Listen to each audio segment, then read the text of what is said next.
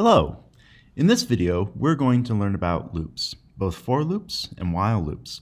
We'll first begin by looking at the range function and how it produces a series of integers to iterate over in a loop, how to write a for loop, how to use the plus equals sign as a counter, how to create an empty list outside of a loop and fill it with loop outputs, how to use a for loop to calculate the Fibonacci sequence, and we'll end by writing a while loop using a counter. So let's begin with for loops. When using loops, we iterate over values and we perform a function. Where does this initial set of values that we iterate over come from? One of the most common ways to create a set of values is by using the range function. If you ever need help in understanding what a function is, type a question mark after it. So let's try this with the range function. So we add a question mark to know what the range function does, and we get this little help dialog box at the bottom of our screen. And we can see that we can put a stop value into range and it will give us the range object, or we can put a start, stop, and an optional step component to get a range object. And it shows us here as an example. For example, if we do range equals 4, it will give us 4 values, but notice that it starts at 0 and it doesn't include the stop value that is provided, which is 4.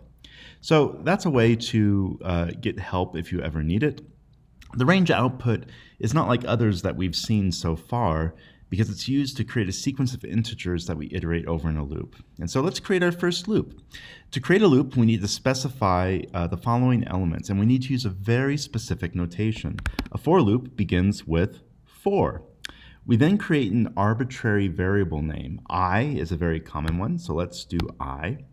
And then we say for each item in, and then we have to give a sequence of integers. And in this particular case, we're going to use the range function. Let's say we want 8 elements, so this will be 0 going up to 7. So when we say 8, that goes up to 8 but does not include it. Very importantly, and Python is very sensitive to this, your for loop must end with a colon on the first line. We press enter, and then notice that the next line is indented, and this has been automatically done. Python is a language that is very sensitive to white space, and it's critical for its interpretation of your code. So what Python realized was you were writing a for loop because you had for and you did the proper syntax of a variable and a set of integers specified by the range function, and then it indented it. Whatever code goes inside this indented space after the first line of the for loop will be executed by the for loop. What's going to happen is it's going to say for a particular value of I, it's going to do for that value of I whatever is in this loop. It'll go back to the top of the loop, go to the next value of I, and it will execute the code again. It'll keep on doing this until you reach the final value of I, and then it will exit and terminate the loop. So let's put your functions and code go here, and it can be anything. So let's do the very simplest function that we can think of, and also to see how the range function works. So if we execute this cell by pressing Shift Enter, you can see that we get printed out 0 through 7. So we knew that the range function was going to specify this sequence of integers, 0 through 7. What happens is that the first value of I is specified, which is 0. It goes through whatever code you've provided, which is only the print function in this case, and we print the value of I, which was 0. It goes back to the top of the for loop, goes to the next value of I, which is 1, prints it, goes back again, and it continues this until you reach the end of the integers that you've specified, which would be 7. And then the for loop simply exits and terminates. You could just give a number of just like 8 with range, and if you do that, it will start at 0 and count in increments of 1 up to, but not including that number. But with range, we can also specify a start value, which is inclusive, a stop value, which is not inclusive, and a step to iterate over the range. So let's try to maximize all the uses of range. And so let's say for I again in range, and we're going to give a start value of -8. We'll give a stop value of 10, and we'll give a step value of 2. And then we press enter, and we provide a colon, and then we're indented, and then let's use our print function again. And we look at the output from this, and you can see that we start at -8, and we go up in increments of 2 because of this step function, and we go up in increments of 2 until 8. Notice that even though we give 10, and 10 would be the next element in this series, that it does not print 10. And the reason is because with the range function, remember, it is inclusive of the start, but it does not include the end. And so that is the output of the range function that we can use for a for loop. Now, we can also create a variable outside of the loop and have it be modified and updated within and by the loop. So let's create a variable, and we'll call it count up. And we're just going to set it to 0. And now we're going to create a for loop, and we're going to say for I in range, and let's go from 0 up to, but not including 12, in increments of 2. What we're going to do is we're going to say for the count up variable, make this equal to what count up already is, but add I. And then let's print both I and count up. So what this is going to do is count up is going to be a variable we create. It's equal to 0. But then we're going to start our for loop, and I is going to start iterating 0, 2, 4, 6, 8, 10, but not including 12. What's going to happen is count up is initially 0, I is initially 0. Count up will be reset to 0. Then we'll print 0 and count up. Eventually, though, what's going to happen is that I and count up is going to have a value.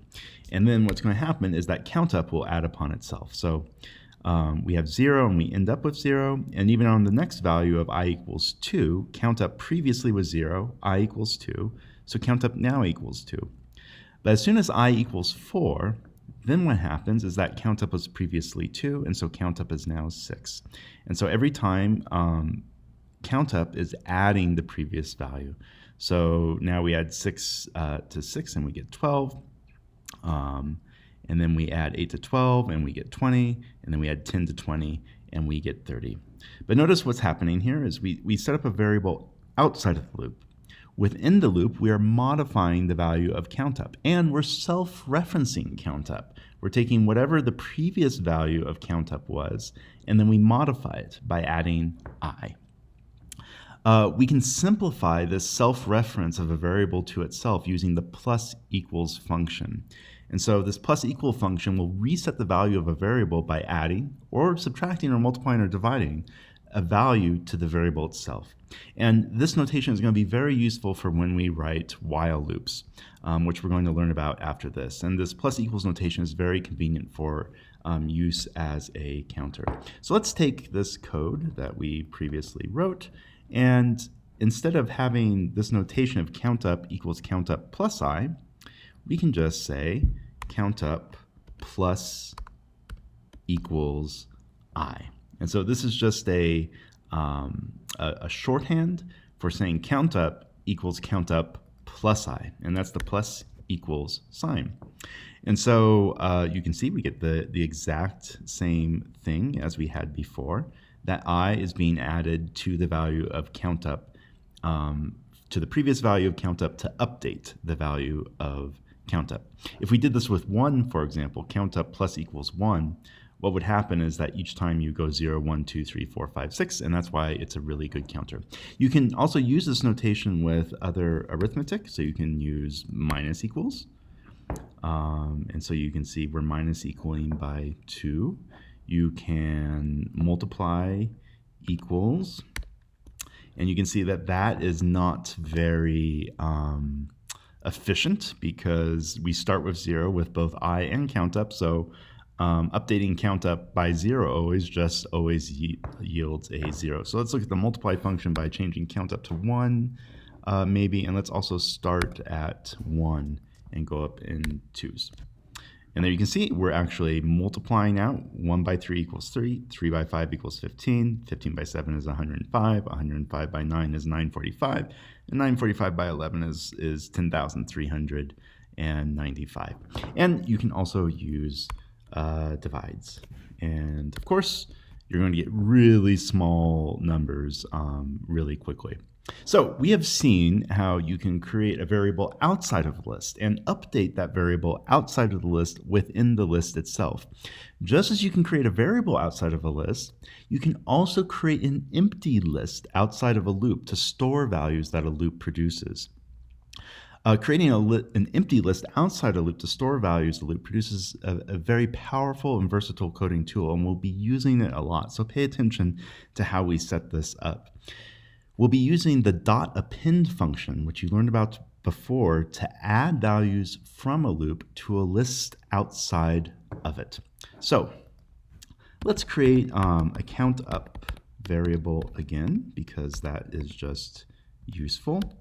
And then let's create some lists. We're just going to create a list of the I values we'll be using themselves.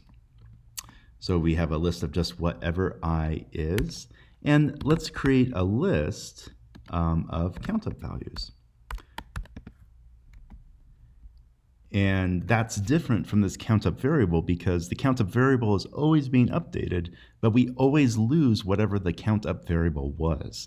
But if we create a list of countup variable values as we go through the loop, then we can save and look at the countup variables afterwards that were produced by the loop. So let's say for I in range starting at 0 going to 12 and steps of 2 : enter indent.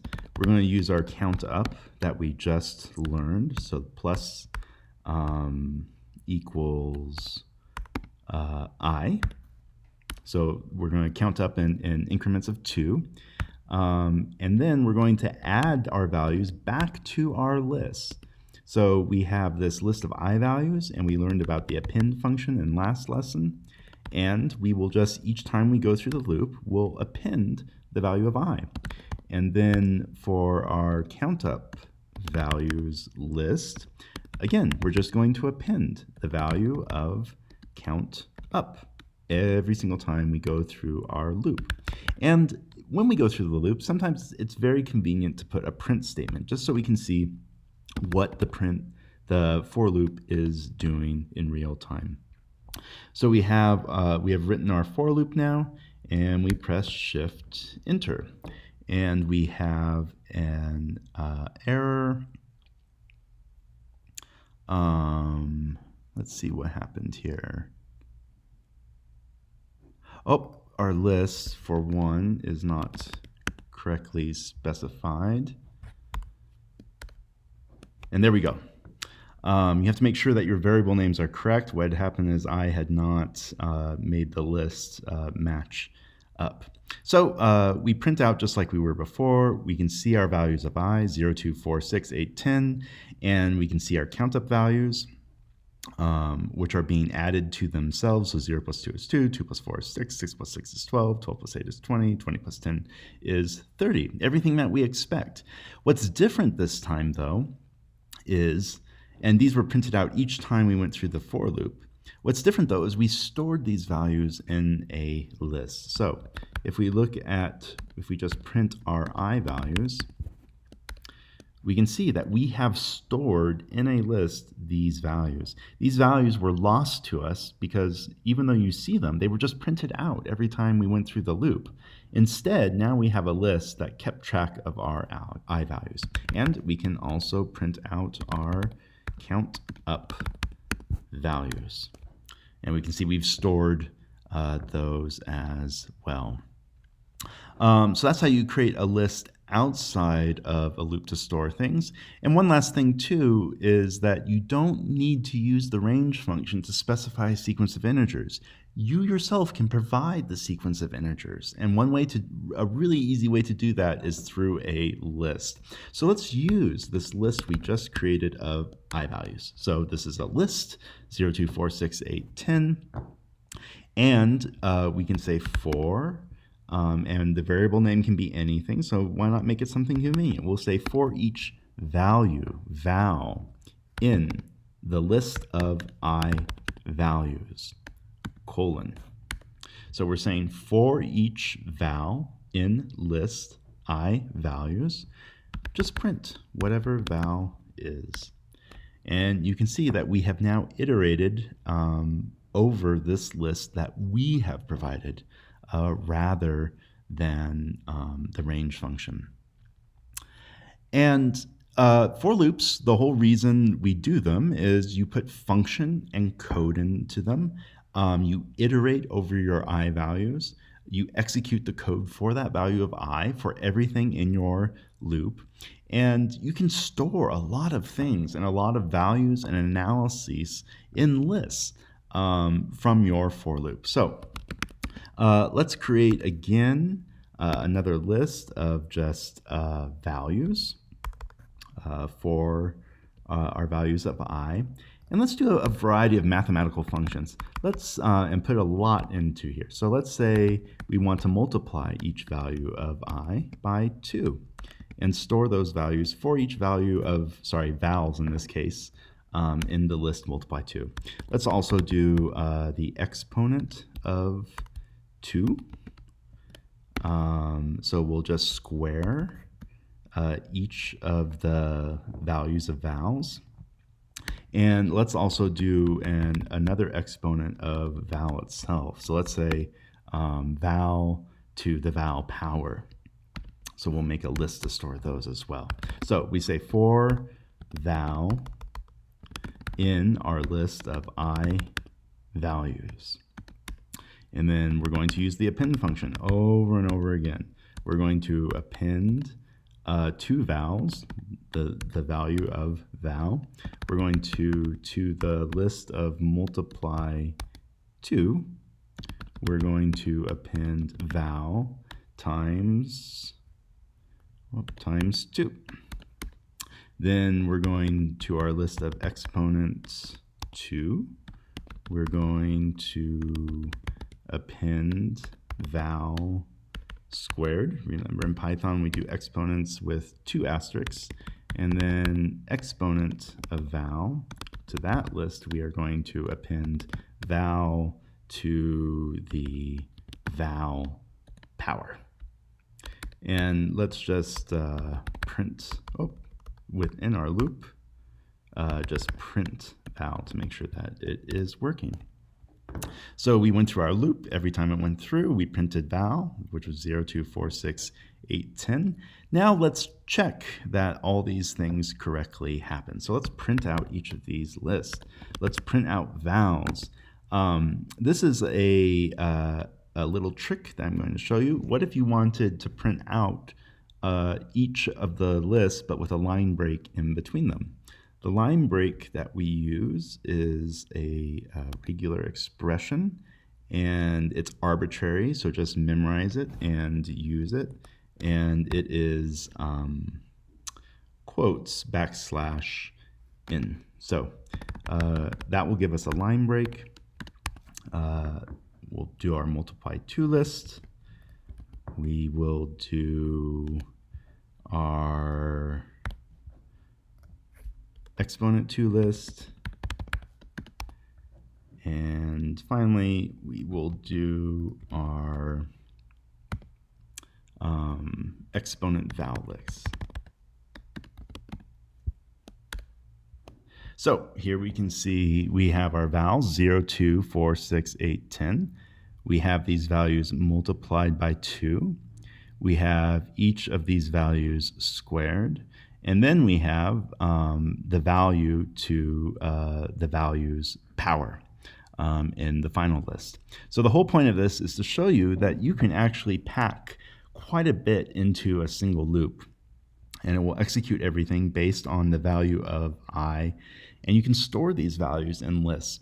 The whole thing to know about a loop is that its entire power is that it's iterating over sequences that you are specifying. And that is a very convenient way to keep on doing similar things over and over again, but with a different value each time.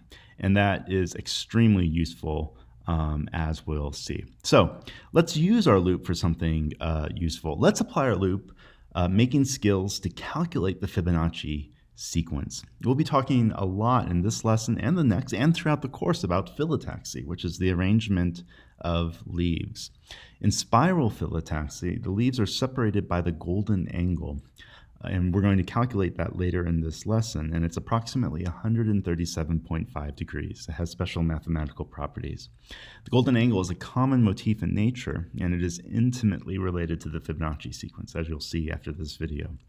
The Fibonacci sequence is a sequence of numbers where each number is the sum of the previous two before it. So you need to have something to initiate the sequence before you run off and start calculating it. You need at least two values. So let's use a for loop to calculate what the Fibonacci sequence is. We're going to create a list, and this list is not going to be empty. We need to put into this list the initial two values of the Fibonacci sequence. Some people start with 1, 1 as the Fibonacci sequence, but others start with 0, 1. The next term would be the sum of the two previous, so the next term would be 1. So we create a for loop and we say for I, and this time we do need to start with specifying a beginning of range. It needs to be 2. It can't be 0, and you'll see why in just a second. And we specify an arbitrary endpoint. Let's say we go up to but not including 10. We put a colon. So we've started our for loop and we get indented. So to calculate the next element, we need two numbers. For the third element, we need the number that was 2 previous before it, and we also need the number that was 1 previous before it. So let's create a variable. We're going to call it 2 previous. We're going to put an equal sign, and we're going to set this variable equal to the list Fibonacci, but it is going to be I minus 2. So this is going to be for a given element in our series, this is going to be 2 previous. Notice that we're starting on range equals 2. So the very first time we go through the loop, this will be the 0th element of the Fibonacci list, which is this element, the first element, 0, which is the 0th element. And that's why we had to start our range at 2. If we had started with a lesser number, we would have gotten a negative number, which wouldn't have made sense for what we're trying to do, and we would have either got something wrong or an error. So that's one variable, and then the other variable is 1 previous.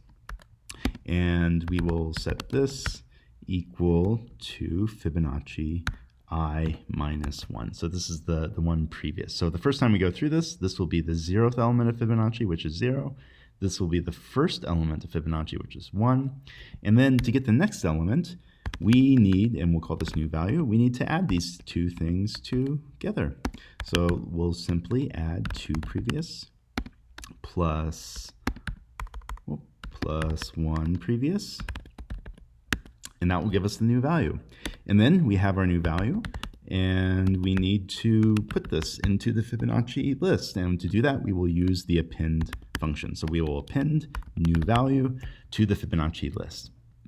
So you can see the first time we go through this, it will add 0 plus 1 through indexing, add them together to get the new value, and then that will be the third element. The next time we go through this, though, I will be equal to 3. So then it will take the first element, which is this, and the previous, which we had just added, and then it will add those two together and add a new value. And it will keep on doing this as many times until it goes from 2 to 9 using the range function. So let's execute that. And first, let's just see, remember we can use the length function to see how long our sequence is. It's 10 things. There's 8 here plus the 2 that were already there. And then we can see, did it work? Do we get the Fibonacci sequence back? And there you go, you have the Fibonacci sequence. 1 is 0 plus 1, 2 is 1 plus 1, 3 is 2 plus 1, 5 is 3 plus 2, 8 is 3 plus 5, 13 is 8 plus 5, 21 is 13 plus 8, and 34 is 21 plus 13.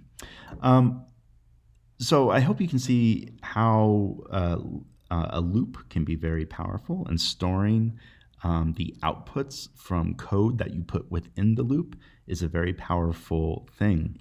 I hope you also can see that sometimes, and this is actually usually the case, whatever you need from I is usually not literally I itself. You usually have to modify I in some way. So here, we needed to subtract 2 from I, subtract 1 from I, and for this context, that is how we modified this indexing to make I useful for us so that it would do what we needed to do, which was to create the Fibonacci sequence. And when you're creating a loop, this step of figuring out how do you modify I, usually for using it for indexing in a way that is useful for whatever you need it to do. I wanted to take this moment. This is a little bit long for the code that we wanted to do. You can always make things more efficient. So, for example, you could, the new value is just 2 previous plus the 1 previous. So you don't need this many lines of code. You could just put this. And if we look at the Fibonacci list, you would see that it is the same thing. So you can make your code much more efficient. You can either just specify the values, and this helps you keep track, and it's less error prone. But you could write out your code first and then just pass the outputs from each of these calculations to your final one. So all we did is we just took this calculation and put them all together to whatever we wanted it to do, which was to just append these values, just adding the 2 and 1 previous, and then appending it to the Fibonacci list. So that's the for loop and how they can be useful. Let's talk about while loops, and let's convert this loop into a while loop. The difference between a for loop and a while loop is just like they sound. They're very well named. A for loop iterates over a pre-specified number of things. For so many elements, do the code that I've specified. A while loop continues until some condition is met. While something is true, keep on running the loop. So for loops are predetermined, whereas a while loop will just keep on running until a condition is met. One of the most common types of while loops is to create a plus equals counter, so that the loop will run a finite number of times until the counter value is realized. So let's redo this Fibonacci loop, but using a while loop this time. And let's say something we only want 25 iterations to be calculated by the while loop. So we create our Fibonacci list, and it has the first 2 values so that we can calculate the sequence. We set a counter equal to 0. For what the while loop we're going to write, this is critical. And we write while counter is less than 25, colon, enter. And then we have an indent. And then we say I equals the counter plus 2. So here we don't, before the I was built into the loop, here we have this counter, which is completely separate. And the counter is going to go up by 1 each time. And we need to create a value of I.